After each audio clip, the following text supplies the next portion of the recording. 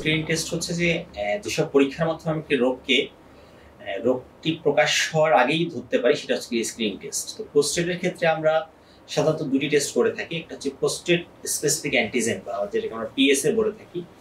এটি রক্তের একটি পরীক্ষা যার মাধ্যমে প্রোস্টেট থেকে যে প্রোটিনগুলো নিঃসৃত হয় সেটার পরিমাপ দেখে আমরা ধরতে পারি যে হ্যাঁ, এটা তার প্রোস্টেট ক্যান্সারের লক্ষণ আছে কিনা, প্রোস্টেট ক্যান্সার হওয়ার সম্ভাবনা আছে কিনা বা প্রোস্টেট ক্যান্সার হয়েছে কিনা।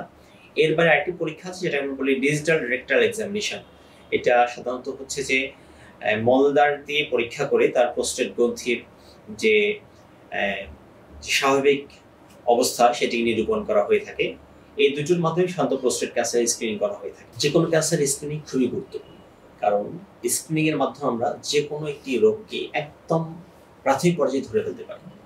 যদি প্রাথমিক পর্যায়ে শনাক্ত করা সম্ভব হয়, সেক্ষেত্রে দেখা যায় রোগীর চিকিৎসার যেমন মরালিটি, যেমন কারো যদি আর্লি স্টেজে ধরা পড়ে সেটা অপারেশন অনেক ভালো সম্ভব হতে পারে।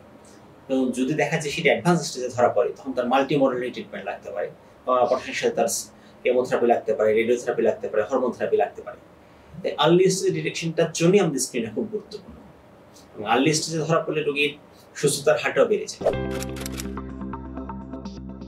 যদি প্রাথমিক পর্যায়ে ধরা পড়ে, সেক্ষেত্রে অপারেশন বা সার্জারি, এরপরে রেডিয়েশন থেরাপি, হরমোন থেরাপির মাধ্যমে কিন্তু প্রোস্টেট ক্যান্সার সম্পূর্ণ নিরাময় করা সম্ভব। এমনকি প্রোস্টেট ক্যান্সার যদি অ্যাডভান্স ধরা পড়ে, সেক্ষেত্রে কিন্তু রোগীরা চিকিৎসায় ভালো থাকে।